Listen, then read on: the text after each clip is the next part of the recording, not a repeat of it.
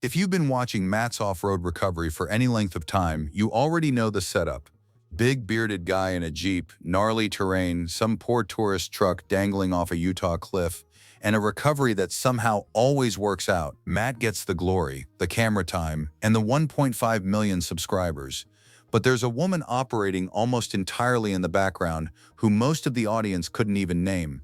And without her, none of it exists. Jaymie Wetzel barely shows up on screen, and for years that silence did exactly what silence always does. It fed the rumors.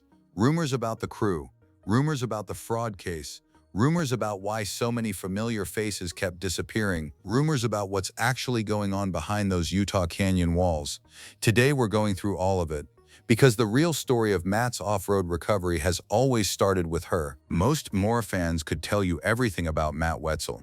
The insurance case, the Jeep builds, the charity raffles, the revolving door of crew members that keeps the comment sections permanently fired up. What far fewer people talk about is how any of it stays financially functional, and that's where Jaymie comes in.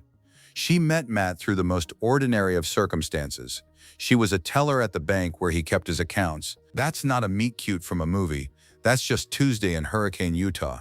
But from handling other people's deposits to co-owning one of Southern Utah's most recognized towing operations, that quiet origin story says a lot about how Jaymie has always worked. No fanfare, no camera, just results. Her official role covers the billing for both Winder Towing and the Moore operation, every invoice, every recovery charge, every account receivable. But that description undersells it. While Matt is winching a half-submerged Bronco out of a wash on camera, Jaymie is the reason that job gets invoiced correctly, collected on time, and filed without a problem. She also steps in on recoveries when needed, fills in on camera duty, and more than once has driven out in the middle of the night because Matt ran out of fuel on a job and needed a rescue of his own. Matt has described her publicly as a fantastic, can-do business partner who never takes business issues personally, the glue that holds everything together. And that framing matters because Matt has also admitted on camera that his instinct is to do jobs for free. Jaymie is the one who asks, "Did you collect on that?" and usually already knows the answer before he mumbles it. When Lizzy joined the Mar crew in 2020, the comment sections lit up almost immediately. She was young, skilled with a welder, naturally comfortable on camera, and clearly had a close relationship with Matt that went beyond a standard employer-employee dynamic. For first-time viewers who didn't know the backstory, that combination was enough to start the speculation machine running, and once it started, it didn't stop. The most persistent rumor was that something romantic was going on between Matt and Lizzy. Others went a different direction entirely, convinced she was a secret daughter he'd never addressed publicly. Neither version had any basis in reality, but they both kept circulating for the same reason. Jaymie was barely on screen, and when the woman who is supposedly the anchor of this family business is almost invisible to a large portion of the audience, people fill that gap with whatever story fits.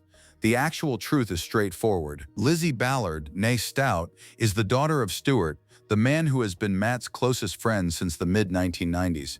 The two families have known each other for generations.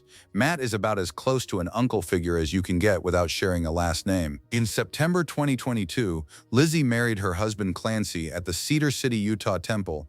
And for anyone still holding on to the rumor at that point, that should have been the end of it. She stayed on with the crew through early 2023, then announced she was stepping back to part-time before officially leaving in July of that year. Not over any drama, but because her passion was always ranching, not recovery rigs. The rumor outlasted her time on the channel, but the truth was never complicated, and what came next made the Lizzy speculation look like small talk. In November 2021, a story broke that shook the Mar community harder than any crew departure ever had.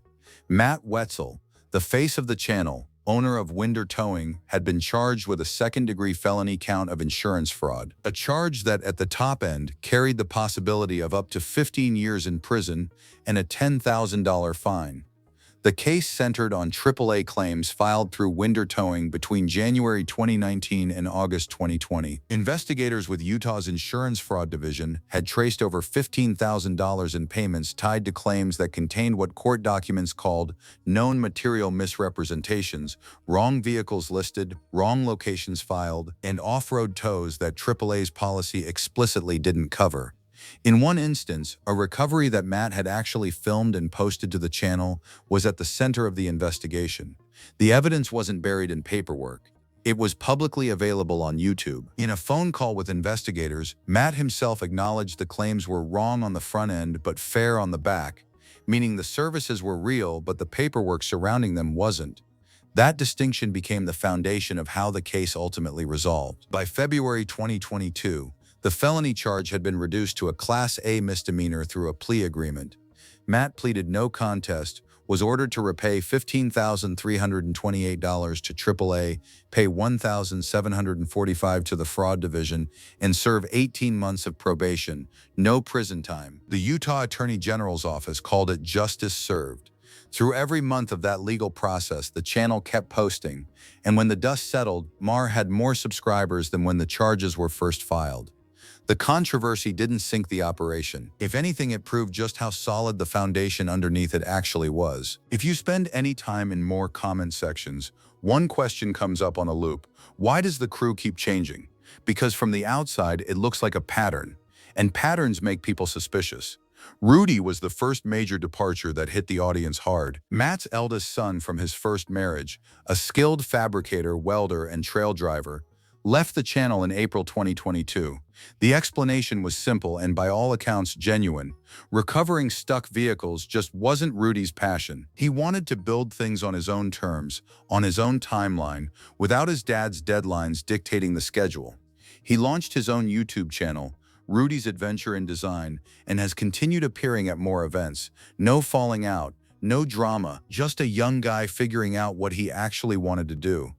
Then came Lizzy's departure in July 2023, which the audience already knew was coming but still felt like a loss. After her came Tom Maddock, who left in late 2023 to focus on his own fabrication channel, Tom's Shop. Tom is a nuclear engineer with a master's in physics and had been one of Matt's closest sounding boards since the mid-1990s. His exit prompted its own wave of speculation, but Tom addressed it directly in a YouTube video. Still friends with Matt, still on good terms, just following his own build projects. Then Kiefe, Matt's nephew and the man quietly running Moore's accounts, websites, and day-to-day operations, stepped away in mid-2024 after retiring from 16 years of military service.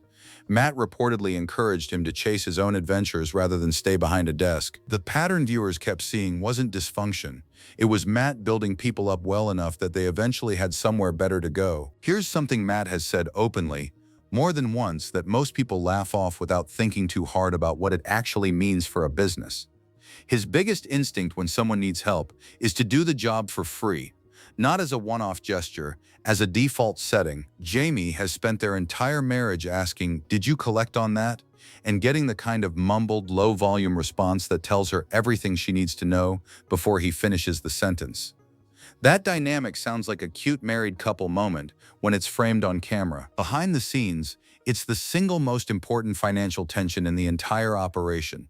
Matt is genuinely, almost pathologically, wired to help people regardless of whether it makes business sense. Left entirely to his own instincts, Winder Towing would have bankrupted itself on goodwill years before the YouTube channel ever took off.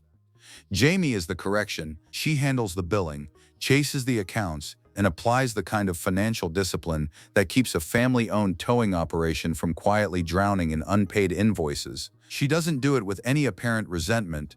Matt's own description of her is someone who never takes business issues personally, which in the context of being married to a man who would rather waive a fee than collect one, is a remarkable quality to have. And she does all of this while raising 3 sons, managing the household, filling in on recoveries when needed, and appearing on camera just rarely enough that a significant portion of the Moore audience spent years barely registering she existed. That invisibility was never weakness. It was just Jaime doing what she's always done, keeping everything moving without waiting for anyone to notice. After everything, the fraud case, the crew departures, the years of comment section speculation, what Moore looks like now is actually less complicated than the rumors ever suggested. The channel has crossed 1.5 million subscribers. The community has raised over $600,000 in charitable donations for local organizations across southern Utah. The off-road games event at Sand Hollow State Park has grown into a multi-day gathering that draws dozens of YouTube creators and thousands of fans. None of that happens by accident, and none of it happens without the operational backbone that Jaime has been quietly building since before most of the current audience found the channel. The crew itself looks different now. Rudy pops up at events. Tom is building his own projects. Hefe is out on the road, with his videos still edited by Matt's team, which says everything about how these departures actually work. People don't leave more and disappear. They leave and stay connected, because the culture Matt and Jaime built apparently makes that the natural outcome rather than the exception.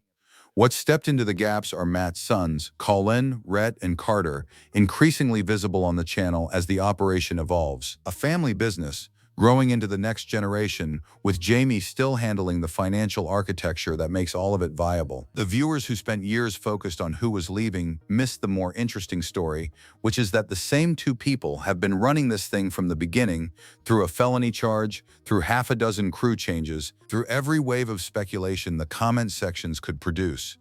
Matt gets the spotlight, Jaime keeps the lights on. That's always been the arrangement, and by every available measure, it's working. Matt's off-road recovery built its audience on the recoveries, the impossible angles, the close calls, the satisfying moment when a vehicle that had no business making it out actually does. But the real story was never the winch line. It was the woman behind the billing desk making sure the operation survived long enough to film the next one. Jaymie Wetzel didn't confirm the rumors by sitting down for an interview or posting a statement. She confirmed them the way she does everything, quietly, consistently, and without needing the camera to be pointed at her. The fraud case didn't finish them. The crew changes didn't hollow them out. The speculation never had anything real to grab onto. What's left standing is exactly what was always there, a family business run by two people who figured out their roles a long time ago and never stopped showing up. That's the whole story.